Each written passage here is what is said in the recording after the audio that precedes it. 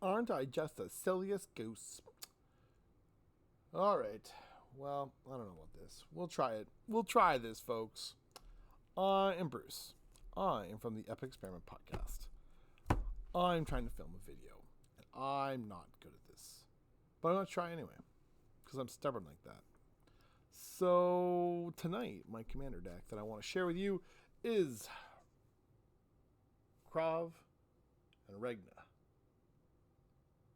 I like them because they're a partner with commander combo that is one part token, one part life gain, and just aristocrat delights to the 10, right to the top. So this deck is a budget deck.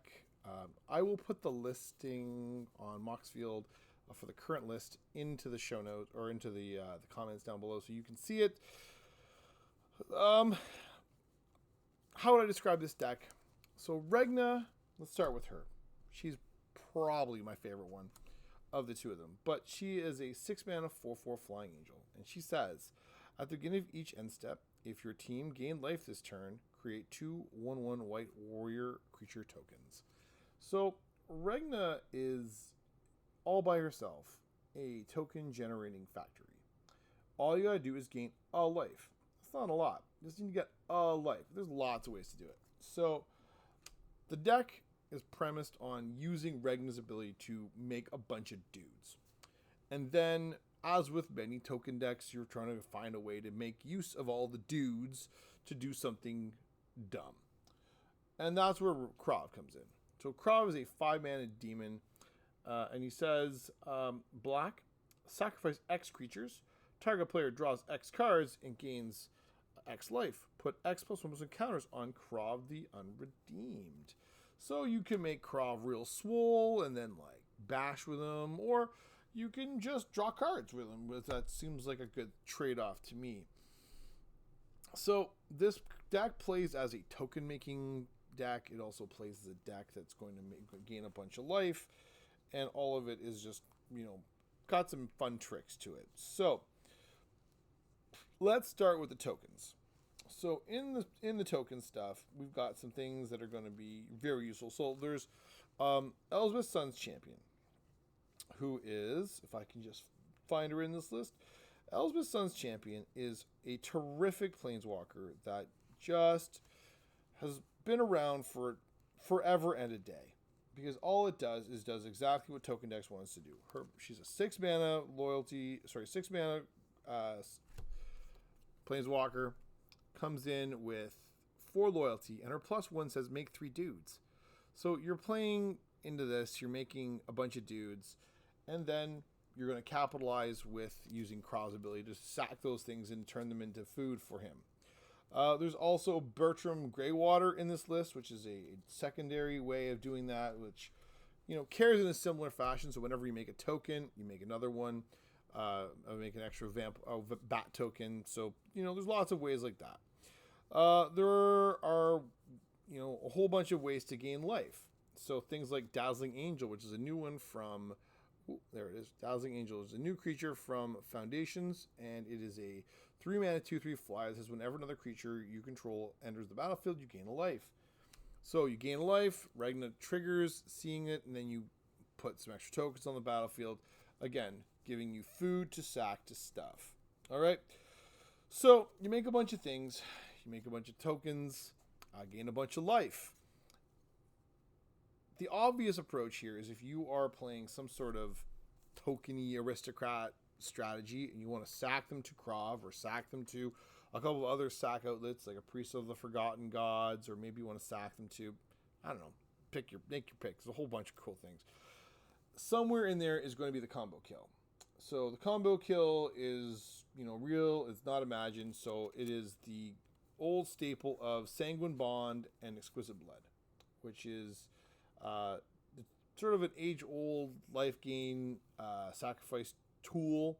So Exquisite Blood is a 5-mana enchantment that whenever an opponent loses life, you gain that much life. Simple enough. Whenever you gain life, target opponent loses that much life. So you gain a life, they lose a life. Exquisite Blood sees they lose a life, you gain a life. Ding, ding, ding, ding, ding, ding, ding. I win the game. You have lost.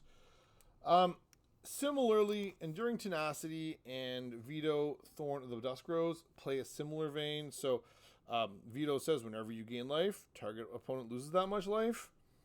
And then Enduring Tenacity, whenever you gain life, target opponent loses that much life. They're very similar in text. They do the thing. The fifth piece to that is the Bloodthirsty Conqueror. I don't have it yet. I'm going to get a hold of one eventually, but I'm still waiting for them to come down in price.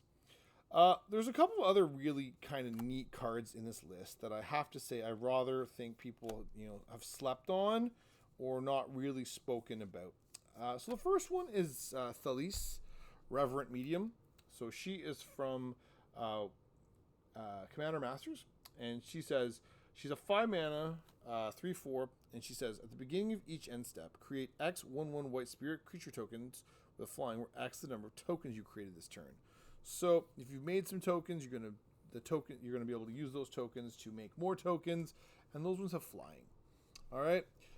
Then we have Feast of the Victorious Dead, which is out of Aftermath, and is a white and black enchantment. At the beginning of your end step, if one or more creatures died this turn, you gain that much life and distribute that many +1/+1 counters among creatures you control. Did you just say it gains life? Yes, please. So I want to sack the things to gain life, to trigger my Regna again, to make more things, to sack them again. You're just made me all the way happy right there with that little card. And that is an uncommon from a set that was largely terrible. So, big fan. Another one from a similar set, from the same set, is Jarina, Dauntless General. So she's white and a black for a 2/2. Whenever Jarina, Dauntless General, enters the battlefield, exile target player's graveyard. Yes, let's do that. Because everybody wants a Bajuka Bog attached to a creature.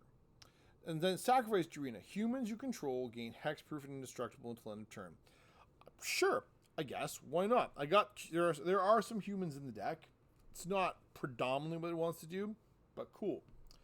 We have Mirkwood Bats, which is out of the Lord of the Rings product. It is a 4-mana 2/3 flyer, and it says whenever you create or sacrifice a token, each opponent loses 1 life. Hey, did you say they lose a life, and all you gotta do is make a thing or sack the thing and zap you? Yes, please. And once again, it's each opponent, which is perfect for Commander. So you're gonna have a good time. One last big sort of funky one that I want to talk about, and that's Lich's Mastery. And there's a lot of text on it, and I want to be sure I get the text all right for you. So let's go pull up the silly card. But the long and the short of it, Lich's Mastery is one of those cards that I haven't seen much application for in most environments because of the fact that it is rather daunting because it says on it you will lose the game. So for 3 black, you have a hexproof enchantment that says you can't lose the game. Whenever you gain life, draw that many cards.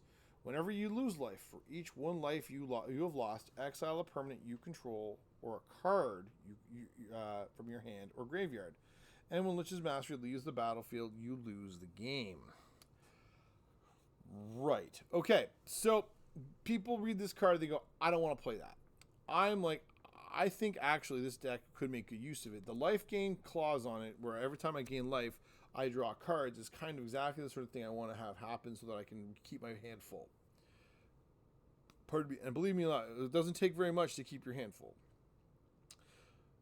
The fact that I can't lose also has got some measure of appeal, but I don't want to keep exiling stuff. The good news with that, when I do lose life, I have to exile cards. I can exile them from my graveyard, so it doesn't have to be from my battlefield. It can be from my graveyard, meaning it often doesn't impact me. Particularly and then even if it does, I probably have enough tokens that if I get hit by a flyer, I have to sack a couple of tokens, I'm probably okay.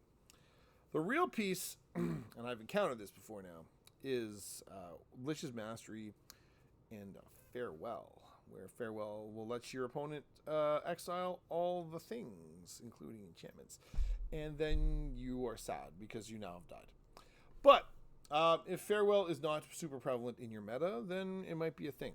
Now, altogether, this list is about a $400 list, which puts it square in the mid-tier of pricey things. as far as commander decks go. There's lots of decks out there that are way more expensive, and I will argue that it's getting harder and harder to find true budget decks because of the fact that the prices on things keep climbing and they're not getting cheaper. What would have been $100 deck, 2 years ago or 4 years ago or 6 years ago, just isn't a $100 deck anymore, and that's sort of how it goes. But Regna and Krav make for a fun deck. It's pretty affordable, and you can obviously spend a lot more time and energy boosting the power level if your meta plays fast.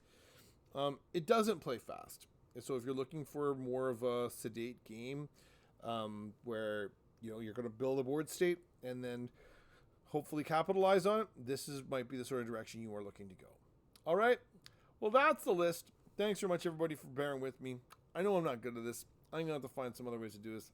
I'm not sure I'm a fan. I want to show you my list and all the cool toys, but that didn't happen tonight. So we're working on finding a better solution. Hopefully I can figure it out for the next time. Until then, this is Bruce signing off. Catch you again with another deck tech soon. Talk to you soon, everybody. Catch you later.